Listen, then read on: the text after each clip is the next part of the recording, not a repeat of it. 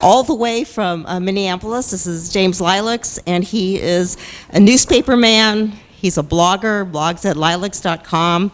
He's a podcaster. He appears weekly with Hugh Hewitt and Pajamas Media, and also works with a Ricochet or is on Ricochet.com. So sure you're in for a nice, entertaining evening. Please join me with a good Silicon Forum welcome to Mr. James Lileks. Thank you. Thank you. Thank you. It's great to be here. It is great to meet California conservatives.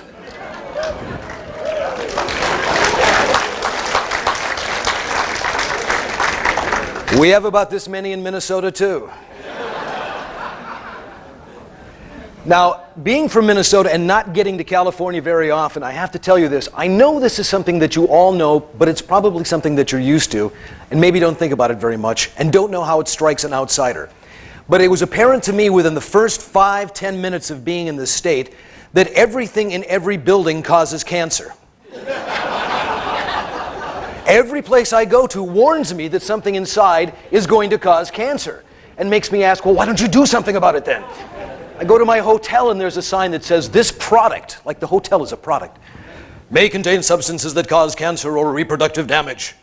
And so what am I staying at the Casa Asbestos? It's a perfect liberal thing, is what it is. It's a hysterical overreaction to a little bit of science that results in something symbolic, meaningless, and mandatory. And I wonder what's going to happen if they ever look at the stats and find that the cancer has risen. They're going to say, we'd better make the letters on those signs bigger.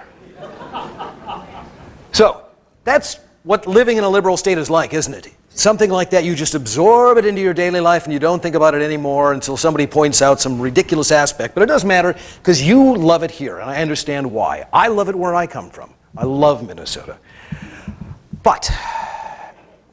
and no, that's not going to lead to something about Al Franken. Sorry, those words will not cross my lips again. But it was 20 degrees below when I left. And I get here and it's 60. That's an 80-degree difference. You turn on the evening news sometimes and you will hear, well, you know we have a large Somali population in Minnesota? You turn on the news and you will hear something like, tonight on Eyewitness News at 5, local Somali leaders are puzzled why so many of their youth are going to fight in the deserts of Syria. Later we'll have your forecast where we get down to 10 below. Ah, indeed. Well, unfortunately, I'm not one of those guys who tromps around the country with a set speech into which I can plug whoever I'm talking to. I mean, you know when you're talking to somebody, it's like, and America can be made great together with the Kansas Plywood Association. So Erica asked me to speak, and I thought, great, I will, sure. But what about exactly? I mean, I've been in the business for 38 years without developing any expertise whatsoever, which is something of an accomplishment. I could talk about journalism, but I'm not really a journalist. I have been an opinion writer, columnist in all the years I've been in the business. And when people ask what I do, I say, I write fiction for newspapers. And they usually say, well, at least you admit it. So I could write about bias in journalism, but we all know the media is biased, don't we? Okay, just so we're clear on that. I mean, the left thinks the media is biased too. The left thinks the media is biased because it's run by corporations, and all they want to do is make money. And unless every single front page looks like the editorial section of The Nation magazine, it's biased. Well, we all know that it's pretty much biased in favor of the left. Wherever you look, the examples abound.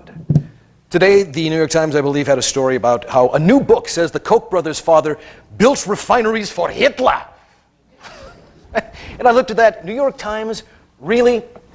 When you give back the Walter Duranty Pulitzer Prize for telling how wonderful Stalin was, then maybe we can talk about the 40s, okay?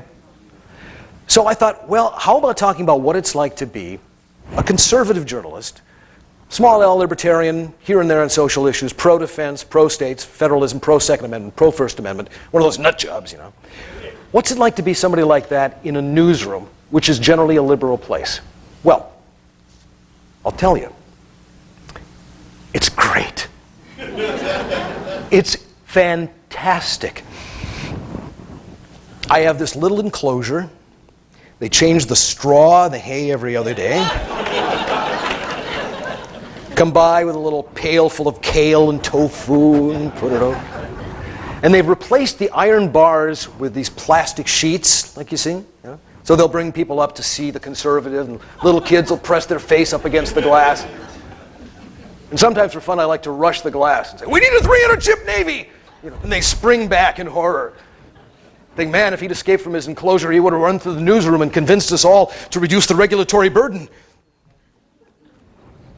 That's, of course, ridiculous. They could never be convinced to reduce the regulatory burden. I love my job. I mean, I do. I work for a great newspaper full of people who are dedicated to getting things right. They are. They want to do a good job of telling the story. And because of that, our newspaper is thriving. Right? Papers all over the country are dying, but we're not. We had a patch so bad, we were sold to foreign owners who had no idea what to do with newspapers, gave us no money. We ran out of pencils. A newspaper whose job it is to write, running out of newspapers. We shuttered whole areas of the building, fired, laid off people. We were all reduced in the middle of the building in the newsroom like we were huddling around trash can fires. It was a horrible time because nobody apparently could see that internet thing coming 10 years before it did, and nobody could figure out a way to make newspapers work. What we ended up doing was deciding nobody needs to read international news in a newspaper, a local paper. Why do they want to go and get us what we've clipped out of the New York Times or the Washington Post when they can get it on the internet? What we gave them was local news, because that's something that we could do that nobody else can. And it's hard to spin somebody shooting somebody else. It's hard to put media bias on crime. I mean, you can try. You can say, Michael Sanderson, motivated perhaps by income inequality, robbed a man at gunpoint, underscoring the need for a conversation about gun violence. But that's bad journalism, and we don't do that. Now, we still have a reputation as a liberal paper, and that fits the neighborhood, that fits Minneapolis. Imagine this. In Minneapolis, there are signs on people's lawns at election times that say, happy to pay more for a better Minnesota. These are people who are already taxed up to the gills, begging to be taxed for more. Well, as it happens, I got hired there. And I got hired, I think, maybe when they didn't necessarily know that I was a conservative. So people who knew that I was and were wondering exactly how my column would turn out, because I was writing a local metro column, which could be easily spun left or right, wanted to know exactly how I was going to address the fact that I was had been hired by a liberal paper. So I decided to address this in my very first column.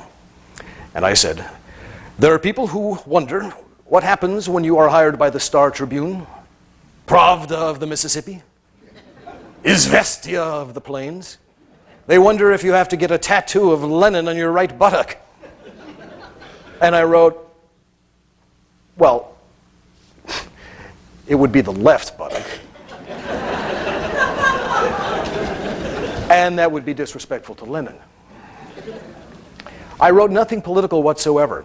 But as the years went on and my work in other venues and other forums became apparent, my bosses did something that may surprise you. If you have an idea that newspapers are monolithically liberal institutions, they called me in and they asked, say, we understand, you're kind of that way.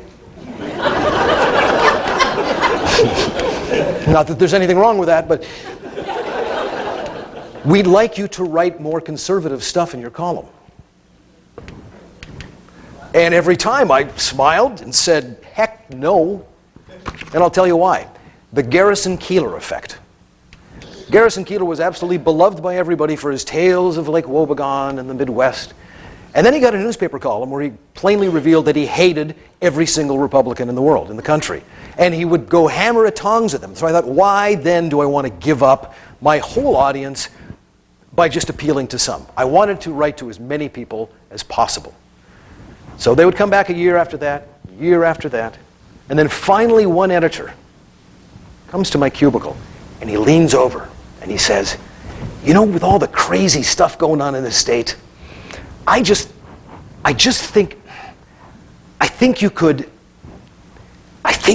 illustrate absurdity by being absurd. That's a Rush Limbaugh line. My editor had just quoted Rush Limbaugh. Now, he had a hushed voice, but it was like a secret code. The parrot flies at midnight. So, to be truthful, it's been no trouble whatsoever in a newsroom of smart people who are more interested in getting the truth out than it is to tell a particular tale and spin the news. We don't get messages from on high saying, do this for the party. We don't. But we all know there's something that we see that just strikes us wrong, that strikes us as biased, that strikes us as peculiar. Well, there's one man responsible for liberal bias in newspapers. One man. And I'm not going to tell you who he is right now. But I will tell you this. Here's a headline I saw in the paper the other day. It said, "Weary of Congress, Obama moves to quell gun violence." Isn't that a beaut? Okay. There are politicians and leaders all over history that would love something like that. Weary of Thomas More, Sir Henry VIII moves to create a vacancy in his administration.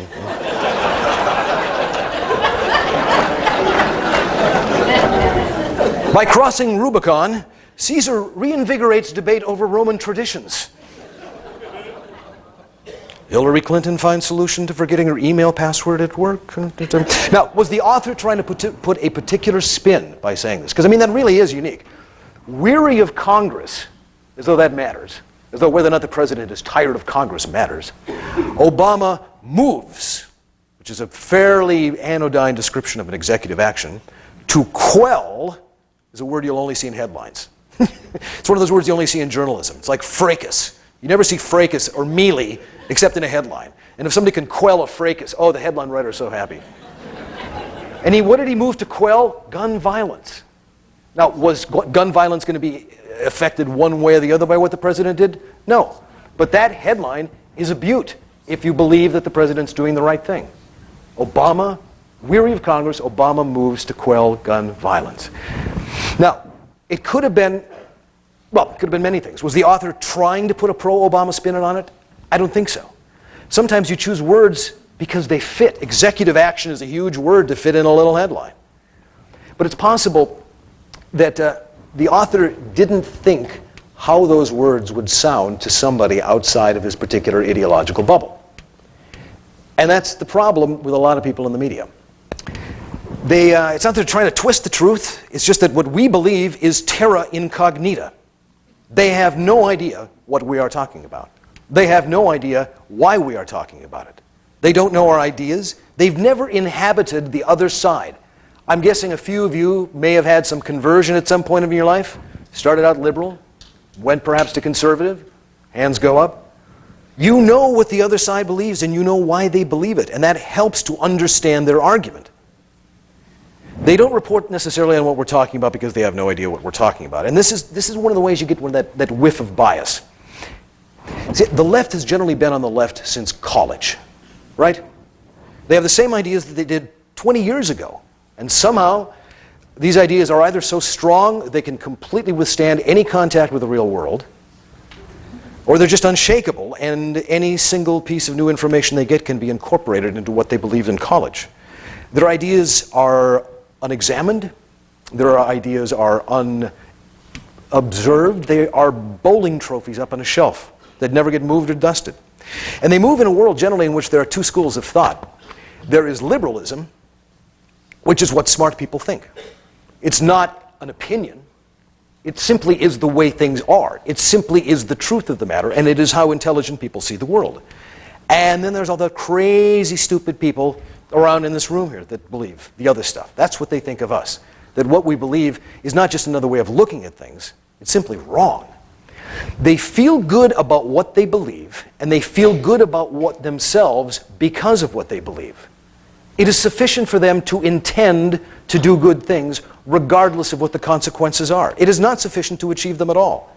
In fact, if you can't hope to achieve them, it's because of all the morons who are making the government not do what it should be able to do. And I always love this.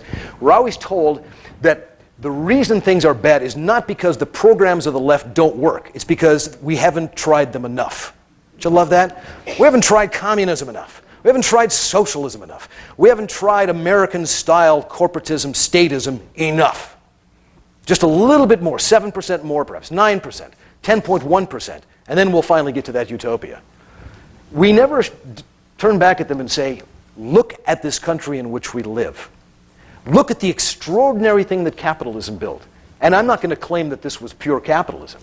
This is the capitalism that's had boat anchors of regulation draped around its neck for decades. This is the capitalism that's been stymied and sucked dry by so many statist officials. But we never turn around and say it could be better. No, what we say is that what we have accomplished is extraordinary, and I'm not going to make any excuses for it. But they will. They will. They will be unable to accept that what they believe simply hasn't worked. Now, this is the journalism generation that's moving out of the business today. They're retiring, they're taking buyouts, they're tired of it all. This is the generation that believes that the New York Times is a neutral observer. This is the generation that goes to work listening to NPR in the car and drives home listening to NPR in the car. On the weekends, they listen to Click and Clack, the Tappet brothers talk about cars, even though they don't like cars and think they're causing global warming, but it's funny and it's kind of a way to get in touch with the common people. They can be great individuals, they can be wonderful parents, boon companions, solid citizens who volunteer at the school. They believe that they're for the poor, but they can't make the connection between the policies and what has happened to the poor. They hold to this old hoary idea in journalism that drives me nuts every time I hear one of the old journalists say it. We are here to comfort the afflicted and afflict the comfortable. Have you heard that before? Oh, it's the mantra. I'm surprised we don't all get up with our hands on our heart and say it at the beginning of every workday. We are here to comfort the afflicted and afflict the comfortable. Well, as it turns out, those policies that were meant to comfort the afflicted ended up afflicting the afflicted pretty well. And as far as the comfortable, that might work if this was 19th century New York and people were crammed in cold water tenements and the streets were full of plutocrats from the Copper Trust who were caning orphans to get out of my way. That might work in that position, but in this society now, somebody who has a job, a business, provided for himself and his family, provided jobs for the economy, for the local people, that person is comfortable, that person has built something. Why exactly do we have to afflict them? But it's in their bones. These 19th century practically progressive ideas. Well, like I say, they're going. They grew up thinking that they were rebels in college, in their 20s. That's why they went into journalism. They were rebels. And now, they are the absolute devotees of statism. And they find no contradiction. Why do they believe this? It's because of one man. It's because of one... Okay, hold on. I'll get to him. Another example of bias from my career. You've heard of FIRE, it's the organization that defends freedom of speech. About 10 years or so ago, there was a compilation of stories about speech codes at universities, which 10 years ago were fairly minor, good Lord, compared to what they are today. Oy. And I wrote a review of this book, positively talking about the author's desire to free up the discussion on college campuses before this iron curtain descended and nobody could really speak their mind. Well, I was called over for a few questions by the copy editor, and she said, this name, is that right? I said, yeah, that's right. And she said, effing Republicans. Except she didn't say effing. Effing Republicans? I said, what do you mean? She said, well, this name. They always have 3 names. You mean like Hillary Rodham Clinton?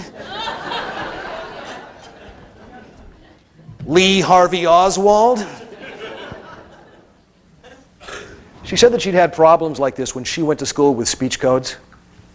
But you know, the thing was, there was a place for them, and Republicans would just go too far anyway. This was quite a revelation, actually, and I get this a lot. People will say that conservatives have a point about something. You might be right about this.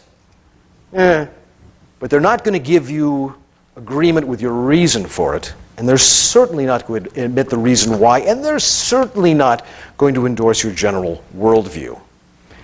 Because if they tell that you're right about that, you might be right about other things. And in this case, no, she wasn't going to have any of that because, well, speech codes had their place. This is a journalist defending speech codes. And Republicans, of course, they would just go too far, which would mean they would probably, I don't know, abolish them. Why would we abolish speech codes? Because we believed in the First Amendment? No, probably because we loved hate speech. More hate speech, as much as possible. Because that's what they think about us. We don't care about people. We don't stand on some obscure principle like the First Amendment because we actually believe in it. That's because we want to say hateful things and do hateful things. Oh, I don't know where she went in the business, but I can just imagine that she's not exactly making a ringing endorsement of the First Amendment today, wherever she is. You can't be in favor of speech codes and be in journalism and have the two be coincident. Well, that was, like I said, that was 10 years ago, when the campus left was just starting to get spun up. And now, if you've been reading any news about what goes on campus, now you have organizations of bloody-minded brown shirts wadding up the First Amendment and tamping it down the throats of anybody who believes differently than they do and wants to say something different than the campus progressives. You have faculty members, if you've seen this video, calling for muscle. I need some muscle over here, to get rid of a photographer that was trying to take a picture of an event, as though the participants in the event were like the old primitives who believed that the camera stole your soul somehow. But no, it was a safe space, and we couldn't have that interfered upon. So the First Amendment. Now, in a sense, this is good because the campus journalists of today may be realizing that the real threats to free speech, freedom of expression, it might not be the Koch brothers. The Koch brothers aren't sending brown shirts marching through the libraries and phalanxes to turn over the tables and make them shut up. It might be the people on their own side. Will it change the minds of the next generation of journalists, though, and will we see fairer journalism because of it? Once they've been exposed to the worst of the progressive left, will they decide to redouble their efforts to believe in the First Amendment? It's possible. I hope so. My own experience would say, I'm not so sure about this. In college, I was a liberal. I was a good liberal because that's what good people were.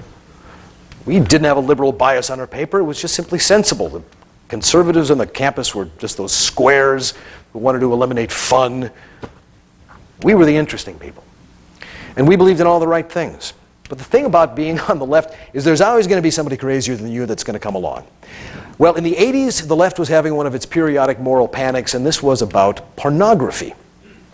I don't know if you know the names, but Andrea Dworkin and Catherine McKinnon were doing this Abbott and Costello routine around campuses from here to there, heating up the atmosphere and telling everybody what a horrible, oppressive thing that pornography was to women. That's one side of the debate, we can have it. But to let you know how bad it was in town, a young woman of unstable character went into the naughty books section and set herself on fire.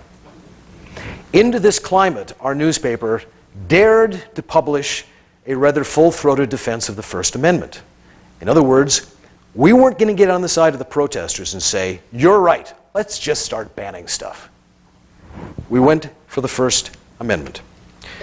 Well, what do you know what happened here?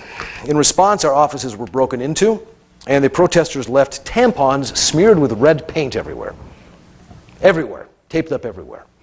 Apparently, we were supposed to believe that this inundation of menstrual symbolism meant that we would reconsider our most tried and true values. But it did not. It did not, because the defense of the First Amendment was a fundamental liberal idea. Then. Not now. Then. Not now. And who do I blame for that? I blame that one guy. I'll tell you about him in a second here. That's because liberalism as we knew it, as when I was growing up, has been replaced by leftism, right? I mean the modern variant of leftism that infects and bedevils the West everywhere. A reversion to tribal identity. The replacement of empirical truths with beliefs that are taken from your own experience. A belief in the kumbaya blandishments of multiculturalism that destroy a general agreed upon civic identity and replace it with a constant balkanized culture of people who are competing for the moral high ground by showing that they're more victimized than the other people. This is the new leftism. It's antithetical to America. You know, liberals like to call themselves progressive these days. Have you noticed that? Not liberals, they're progressive, which cracks me up. Because this is an idea from 100 years ago. Progressivism is 100 years ago. Them, everyone should be in public schools. Us, new models with parent choice, right? Them, everyone in a massive income security program. Us, let the individual decide. Them, a series of tax laws that treat people according to the amount of property they have. Us, one law for everybody. In other words, we're the progressives. We're the ones with the new ideas. But they call themselves progressive because liberal doesn't work anymore, and leftist is too honest. That's what they are. So we now all have two basic foes. There's the old liberals whose dead hand still shapes the institutions, and there's the new progressive leftists who are determined to use those institutions for social justice. Now, the latter group, the progressives and the leftists, were on the upswing when I was in college, but I figured that I wouldn't have any trouble with them. They'd never really take over because we were the good guys and there were too many of us and too few of them, and how wrong I was. And that's about the time that I stopped being a good liberal. And here's where the story turns into where the whole newsroom bias thing started to become apparent to me. Now, those people who've had a change of heart politically, shall we say, always remember their road to Damascus moment. Mine was when I was in radio. I was working at a talk show host at KSTP, AM 1500. This was during the days of the Fairness Doctrine. I'm sure you all remember the Fairness Doctrine because it was responsible for you turning off your AM radio and never turning it on again. Everything on radio was dull because it had to be even-handed. The weather had two sides. I mean, we used to run we'd have financial advice programs, and it was just a guy who was, you could hear him shuffling the cards as he's playing solitaire. As boring as you could possibly get. And one day my producer slid across the table this cassette tape, tapped it, and said, "We're thinking of running this guy. Listen, tell me what you think." So I get the cassette out, and I go in my car, and I pop it in, and I turn it on, and you've seen those films where the guys have G-forces because they're on rocket sleds? That's what this guy is doing to me. It's the most full-strength, full-throated, crazy right-wing rhetoric I'd ever heard in my life, and it was fascinating. It was entertaining. I didn't agree with it, of course, because I was a good liberal, but it was fascinating. And I thought, he's got to be wrong on some of these things, but I kept listening, and I couldn't stop listening. We started playing his radio show, and some of you may have heard of this guy. He was, yeah. Yeah.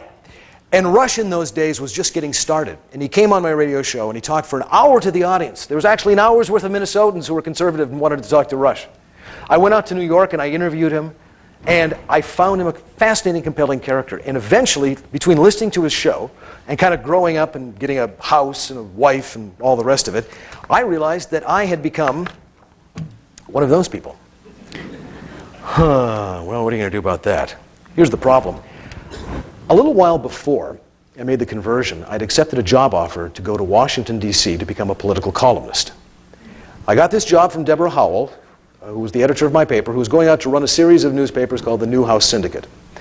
And in between the time that she hired me to become a political columnist and the time that I got in Washington to start the job, I had switched political affiliations. I had done a complete pole shift. So what she expected to be was a good tub-thumping liberal who would make jokes about John Tower and how he looked like a hamster dipped in Valvoline. You know, she got somebody else. Now, to her credit, she didn't bat an eye. Didn't say a thing. Said, as long as it's good, fine. But I did do battle with editors who themselves were quite steeped in Washington media culture, which, as you might imagine, is liberal. One of them finally took me aside at a party and said, "I got to ask you. You don't really believe this, do you?" He was absolutely serious. As though I was going to get all that great, wonderful benefit that accrues to anybody in Washington media by being a conservative. It's just a pose, you know, because you get so much stuff. Why was I the weird guy in Washington? Because I wanted less Washington. Simply simple as that. I didn't want to shovel money into the government in the belief that all problems would be solved. It was because I loved the United States and the West without qualification. I mean, I could qualify it later, we start talking, but I didn't feel compelled to say, I love America, but, which is the default cringe pose in the media of Washington. And this is what defines a generation of journalists, the ones that are leaving, the ones that are still there, and it explains why they're progressives. It brings us to the one person who's responsible. The one person who is responsible for an entire generation of guilt-sodden journalists who couldn't help but wreak their bias on the news for 40 years. And that man is Iron Eyes Cody.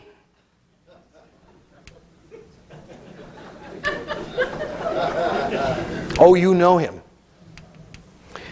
There was a commercial that ran when I was a little kid about pollution. And at the end of it, an Indian turned his face to the camera. And the tear came down. That was Iron Eyes Cody. And I remember how much that struck me at the time when I was a kid. I was ashamed. Up to that, America had been a really great place. We were going to the moon. It was wonderful. Fargo was decent. I sold apples. I loved my life. But the Indians were noble and pure, and you could tell because they didn't use contractions when they spoke. And he was crying over what we had done. Now, the ad had smoke belching out of smokestacks and people throwing trash out of windows and the rest of it. And yeah, it's good that we clean things up. It's good that we had an idea that America should not be filthy. And when I say to people, I'm happy that America is cleaner now than it was, they'll say, well, yeah, that's because of government, isn't it? That's because of the EPA, right? And yes, some things were done by the government to make things cleaner. But I always like to tell them the story of the concrete berm at Lileks Oil in Fargo, North Dakota. We have an oil business in North Dakota, and as such, we have lots of barrels of evil petroleum. And because evil petroleum is poisonous and causes instantaneous blinding if you look at it, there's a holy book of regulations like this that has to sit in the warehouse. Nobody ever looks at it. It's just there in case the employees want to look at the regulations. It's about this thick.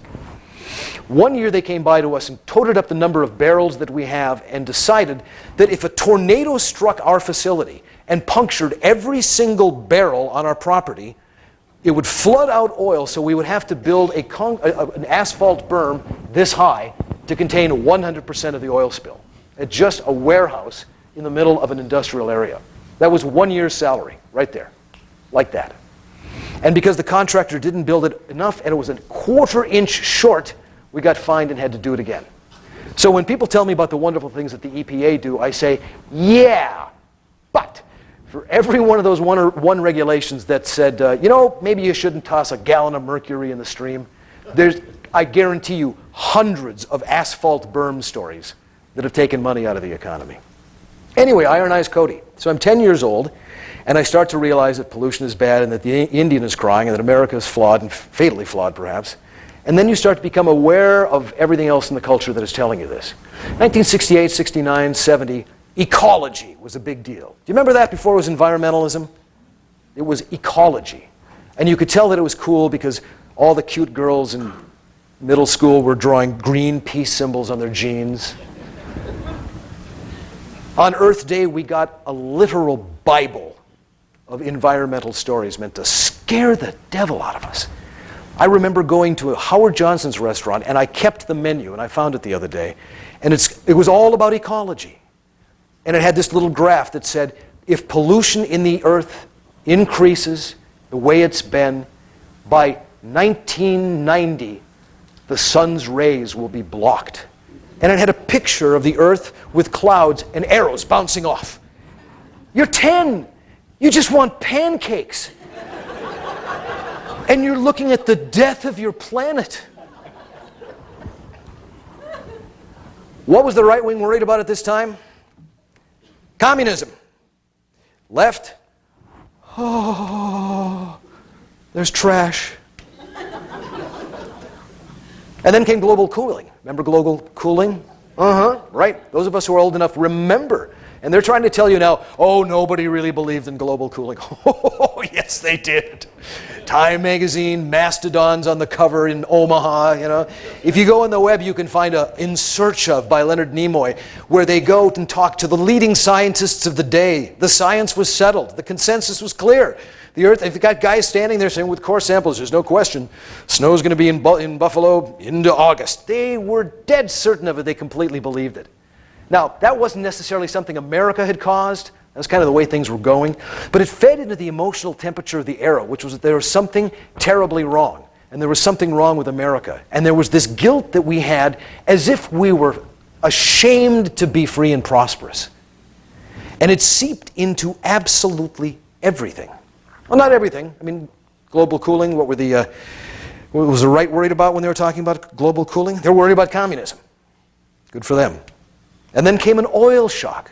You might recall that. Long lines. We're out of this. The world is running down. We shouldn't have cars. We shouldn't be heating our houses like I do. We should all be wearing sweaters. That was our fault. America was our fault. And then emerged the greatest threat to humanity that the planet had ever seen. Ronald Reagan. Oh. Nuclear winter, they called it. They were all convinced that Ronald Reagan became president because he wanted to destroy the Earth in an exchange of thermonuclear weapons. That was just a given among the left. That was it. Reagan was a warmonger. He wanted to kill everybody. And this was going to cause nuclear winter, which had replaced global cooling, because there was going to be this shroud around everything. No life, plant life would suffocate, and it would all be America's fault, because after all, we kind of dropped the first one and got the whole bomb thing rolling. So what became new then amongst the left, while the right was fighting communism, the left wanted a nuclear freeze. Nuclear winter, nuclear freeze. Well, at the time I had a Ukrainian roommate. Shall we say that the Ukrainian people are not exactly pro-Russian? Certainly not pro-Soviet. He brought into town a young man who had just been freed from a Soviet psychiatric institution, which meant that he was a political prisoner. His crime had been, in high school, to give a speech about the 23rd Party Congress, which was then out of favor. And because he had staunchly defended what Khrushchev had been saying, he was put into the loony bin and injected with turpentine. And then they threw him out of the country. He came to town because the Ukrainians were just running him around the country to all the Ukrainian places and having him talk to the faithful. But he came to the University of Minnesota, and my friend, my roommate, the Ukrainian, who had a great flair for public relations, said, let's do a speech about the nuclear freeze movement in the Soviet Union. So the auditorium is twice the size. It's packed. Half of it's all Ukrainians waiting to hear gospel from the kid. The other half are all the earnest young peaceniks who've come to hear about the nuclear freeze movement in the Soviet Union, because surely there is one. And Borowski, who spoke no English much, still sickly, young man gets up, podium, grips podium, says, there is no nuclear freeze movement in Soviet Union, and will not be until Russia is free. I would say to you, better dead than red. And he sat down. That was it. He could have spoken for an hour and he would have just been gilding the lily, because that was the truth. There was no nuclear freeze movement, and or its equivalent, and there wouldn't be until the Russian people and all the satellite nations were free. And yes, better dead from red than a guy who'd been spent in the institutions. So, that's what they were worried about then. Nuclear freeze. Nuclear winter. Global cooling. Well, then all that changed. We kind of won, although we didn't really win. You know, the Soviet Union just collapsed on its own is brittle. We just gave it a push. Reagan, did nothing. We had a decade of vacation from history. But still, there was worries about absolutely everything. This constant thrum underneath from my journalist friends, my friends on the left, of what was wrong with America. This great dread that we were too strong, too prosperous, too uniquely sinful in some odd and peculiar way, that a country that had built so much and given so much could still be seen by them as so flawed and so un-Norway-like. At the '92 convention, I remember there was a button that summed it up. I bought it and I hung it on my wall. It was a picture of a frizzy-faced young woman, and the caption said, "Worried about everything? Vote Democratic." You know, and that's kind of what it's like for them still to this day, isn't it? We have a real serious existential threat to our culture and our civilization, and they're worried about global warming, GMOs, vaccines, transphobia, pizza makers, cake bakers. The old left beholds the world that we are in right now, and they look to us with that tear rolling down their eye, always like Iron Eyes Cody. But then the new left gets angry because you know what? Iron Eyes Cody wasn't a real Indian. He was an Italian actor. That was cultural appropriation. And then some other people on the new left say, no, if he believes he's an Indian, maybe he is an Indian.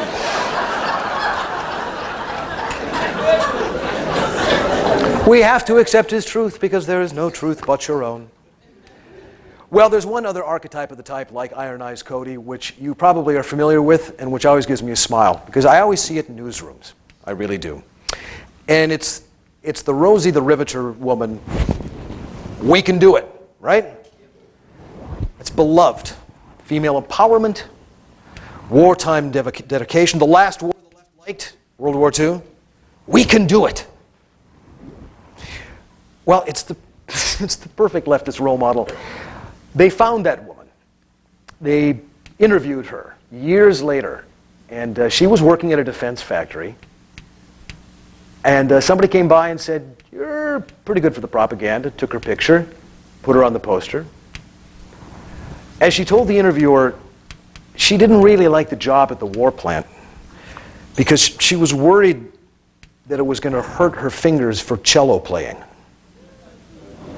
So she quit. She did it, and then she didn't want to do it anymore.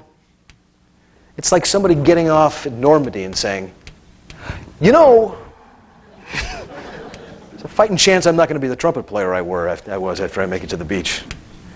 It's perfect. She's not to be judged for what she actually did. She's to be judged for what she represented, for what she intended. Well, when it comes to the defense of Western civilization and classical liberal values, as they were once understood, I would rather have up in my newsroom a poster of Maggie Thatcher bearing a bicep. And it wouldn't say we can do it, it would say we did it before and we can do it again. Thank you.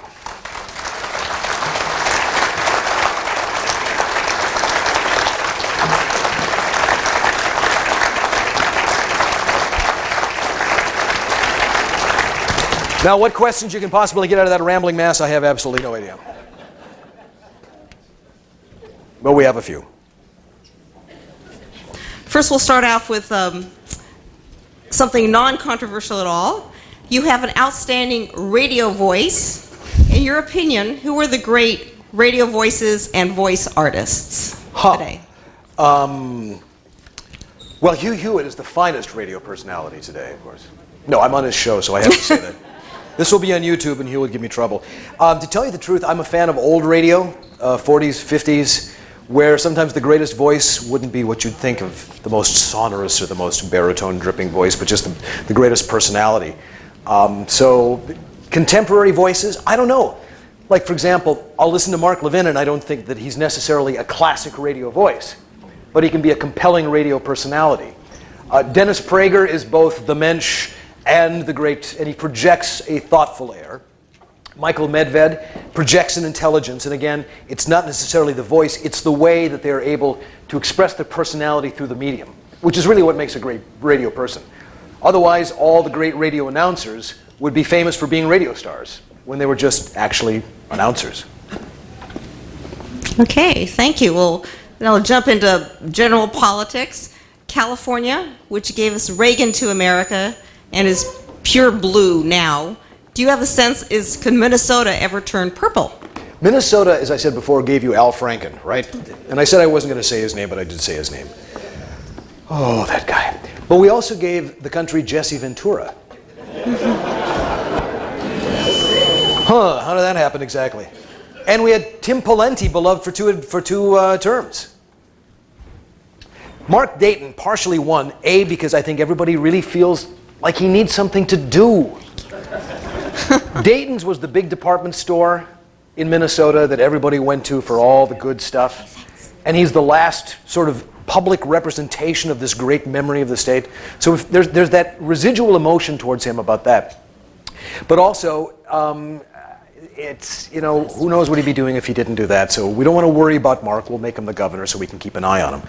But we had Pawlenty for 2 terms, and we had Jesse Ventura. Now, Jesse, before he started acting like he'd been hit in the head too many times, actually ran as a libertarian, sort of conservative kind of guy. He said, I'm going to cut your taxes are too high. He said, your car taxes are too high. And everybody said, oh, yes, they are. And he cut them.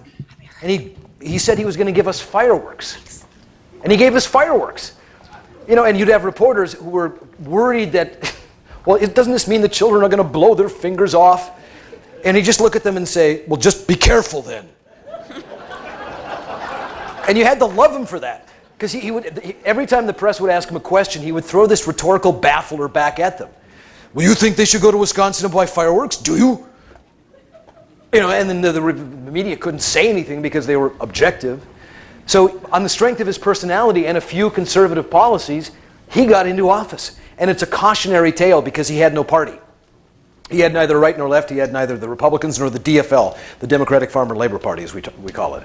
And so he had knives from both sides, and it didn't work well. But if Minnesota can elect Jesse and Tim Pawlenty and some other stalwart Republicans that we've had, things change. How long it takes and whether or not a ship of this size can be turned around, I've absolutely no idea. Once you have a tipping point where you have an extremely small and extremely wealthy producer class that lives in a beautiful city and makes tons of money. I don't know if there's an example that comes to mind. And then you have large swaths of the country that do not share in that prosperity, that are having the agriculture destroyed by environmental policies, that are on the dole, frankly, and have more of a vested interest in the expansion of the state. Once that number of people exceeds the number of people who are at the top and who care about changing it, I don't know if it can be changed. I don't know.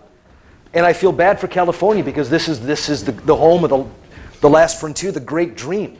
And for it to become something that seems to the rest of America to be a parody of the land of opportunity that we thought it was before is a terrible symbolic message.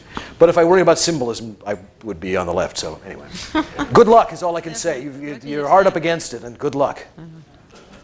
We're back to start by just ignoring the newspaper. Right, and finding alternative sources and find some rich people to bankroll some magazines. I'm serious.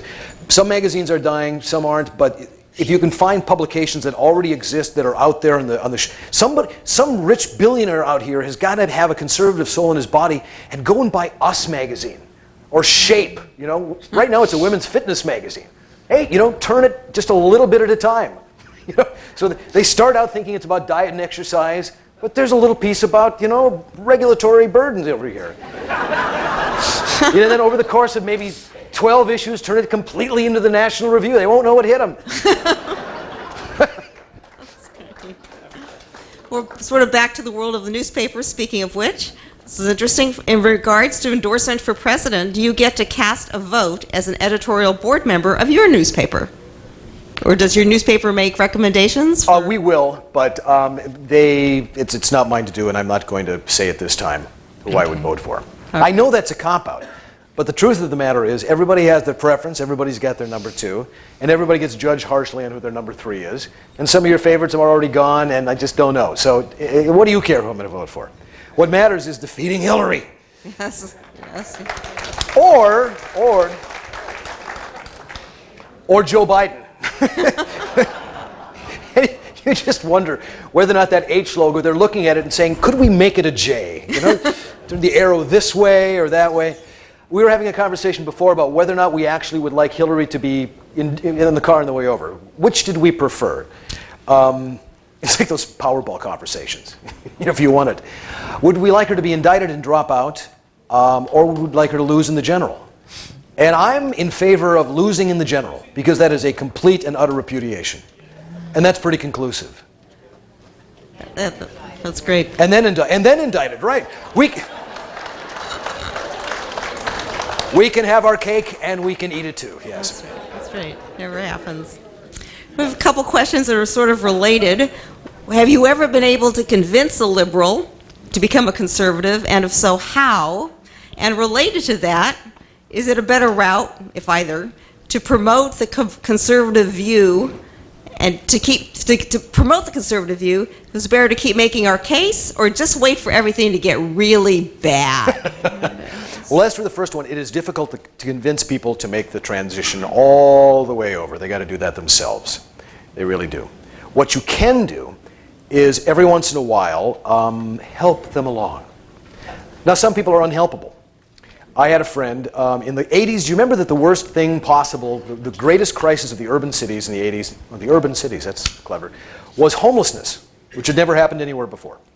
Now we had great, horrible homelessness. Well, a friend of mine, very liberal, went to Paris because her husband was French, and she came back and she was stunned at how many homeless people she saw in Paris. And I said, I didn't know Reagan was president of Paris. And she looked at me, unable to come back at the moment, because she's always complaining about how homelessness in this country was Ronald Reagan's fault, just like AIDS was Ronald Reagan's fault. Well, all you can do at that point is either sort of needle them a little bit, remain friends, and then hope eventually something happens, or you can change them on individual issues. I have been working for years on my French brother-in-law. My French brother-in-law is very French, inasmuch as he's a complete and utter, chauvinist in the true sense of the word.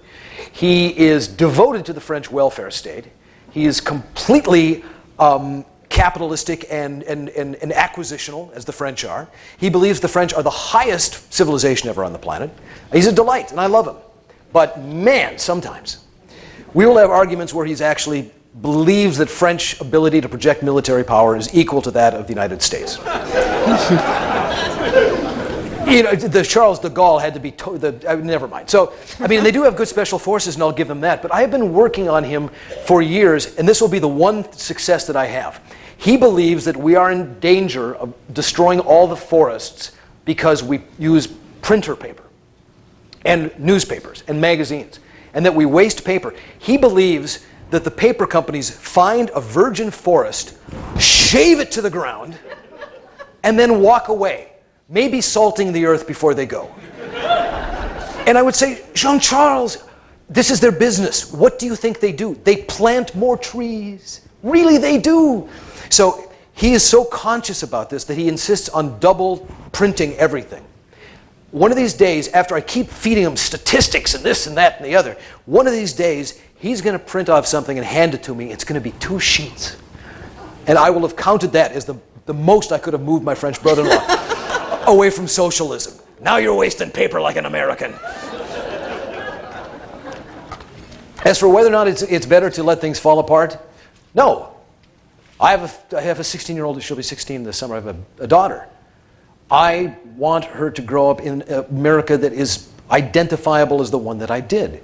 Now, granted, Fargo, North Dakota is a pretty idyllic Norman Rockwell kind of place to grow up, and I'm serious, it is. If you watch the television show, we don't all talk like that, you know. Geez, some of us do talk that way up there, but, it was a wonderful upbringing, and it still exists in places in America. And the idea somehow that we should just wash our hands and walk away is doing a disservice to the American ideal and to the people who will come after us. We have a trust to the people after us to give them the country that we knew as well. We're not going to say, oh, we got tired of this amendment, so, you can have these. No, we got to give them the country that we were given. A better one. Which is a hard thing to do. But on the other hand, it's already better in so many ways. It really is. I got off the plane and I walked into your beautiful airport, and I realized as I'm walking through this, and I've got my little personal computational device, my little thing here, which connects to anywhere in the world, which is a knowledge base the likes of which never existed, which has my favorite television shows, movies of my dog and child, all my books, everything. A miracle. A miracle. And I'm walking through this wonderful place here, and I pick up the wireless signal instantly, and I pass this woman who's standing in a line of Alaska, touchscreens, and she's doing work on these touchscreens. And I think this is like Star Trek. This is what I grew up wanting. This is that beautiful future, technologically proficient that I dreamed of. And as I walked past her and she was on that screen, she was swearing because it wouldn't work, just cursing a blue streak. So it's not perfect, this future that we got, but it's pretty darn good compared to what we had 30, 40 years ago in so many ways. That's all right. Back to the media. Do you believe that the media tends to encourage polarization rather than healthy debate? And if so, how do you encourage your readers to be educated on their opponents' positions? Well, as far as polarization goes, I don't, I wrote a piece the other day, a column about those dirty, miserable SOBs. I don't think that was very polarizing. I think it was just factual. No, I didn't write that piece because I wouldn't, because I don't want to. I'm more interested in people who will disagree at some point in the piece, but don't come away with that effect that I had when I read Garrison Keillor's piece. I don't want them to think, you hate us. I got it. There's nothing instructive in that. The way the media frames some things may be polarizing because, again, they don't understand the issues necessarily the way that I do. So we do. So they're framing them in ways that seem like they're causing a split. Sometimes, yes, they are. Sometimes, frankly, a reporter is just going to phrase it because that's just the way she calls it and sees it, and she doesn't care whether or not she insults anybody because they're morons. So it's hard to say. I mean, the media is composed of individuals who make individual choices, of editors who make individual choices. Never in my career has anybody ever come down from on top and said, you will write this, and you will like it. It never happens. It doesn't. It's a collaborative process of individuals, like-minded or otherwise. So when we talk about the media polarizing, it's an effect of different. I mean, is Fox News polarizing, do you think? Some of the shows. Sometimes it is. Is MSNBC polarizing? No. Yes. Okay. You watch Fox because you don't mind the polarization. Just like they watch MSNBC because they don't mind that kind of polarization. And some of it is good, frankly. Polarization means we know where we stand and we know what they believe. So the idea that all we have to do really is to engage in some sort of hand-holding exercise and we will agree simply by being civil, unfortunately, is not true. We will be civil in order to have a good conversation about what we disagree on. But I can have the most civil, wonderful, non-polarizing conversation with my French brother-in-law about socialism, and I'm not going to be a socialist at the end of it. It's just not going to work.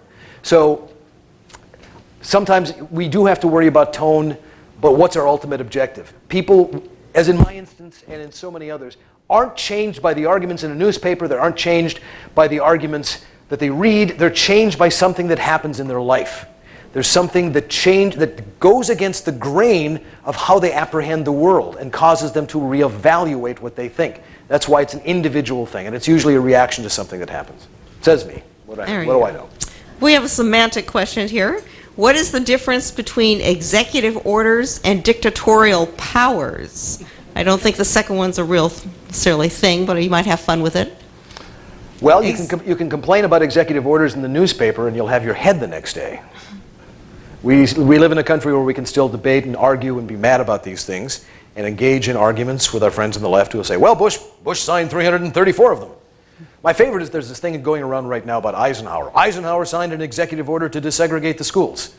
Ergo, Obama was perfectly okay to have an executive order to do what he did with guns. And it's rather simplistic. The specific executive order that Eisenhower signed, I believe, had to do with the deployment of troops in a situation where the governor had refused to do what the courts had ordered. I mean, it was very complex, and it was a one-time only thing that didn't change the entire landscape for that issue for the rest of time. So, believe me, the left is not going to like what they get if they get somebody with the principles of our current president. Somebody who believes in going around and ruling by fiat as much as possible. They're not going to like that because they'll have no intellectual legs on which to stand to complain about it. I mean, if by executive order we do all the things we want to do, what's their argument against it? It's not dictatorial because we still live in in a nation of laws, although it seems some days. Yes, hard to do that. The next question is, if the left has been shown to be wrong about so many things, especially with the environment, why do you think they continue to be believed? Why is this time different? Because history has shown that we didn't have global cooling, and it's obviously my question. Right. So I can expand on it a little bit. Because there's no media to call them to call them to account for what they say. Just as somebody was saying that how much the president has been able to be admired so much by so many at this point in his administration. It's remarkable what you can do with a generally compliant media. And by compliant, I mean one that isn't treating him as an object to be scrupulously criticized and examined for every single role, as you might have with, say, I don't know, maybe a Republican president. You will find exactly how curious and investigative the media gets when we have a Republican president. Then they feel their oats. So yeah, if you have nobody calling you to account for something or holding you up to your previous errors and saying, excuse me, Ted Danson, you the fine comic actor who said that we should all be dead by now because the water be up to here and the fish would be boiling, about that. Nobody asks him. Al Gore makes a prediction that says, I believe this is the year that we're all supposed to die. And nobody's going to say, hey, Al, what about it? Because he will come back with some blather about the hockey stick, about the great pause, about subdermal tropical inversions, and everything. Because to be on the left is to care very much about global warming. Because it's a thing you can believe that doesn't require, like, going to church. Right. There's no religion. It's a religion without the trappings of religion, and all the things. The only thing you have to deny yourself is a paper bag. It's very easy to be. Yeah. It's very easy to be holy and wise and good in this religion. It's a great answer. Not to say you shouldn't use that reusable bag that she was giving. It's a wonderful bag. You got it? Good. This great is bag. great. Here. Yeah, hippie. Do you think Obama worked with the Mexican Marines to recapture El Chapo because Obama didn't want Guzman, El Chapo, taking out ISIS? Sounds like a script.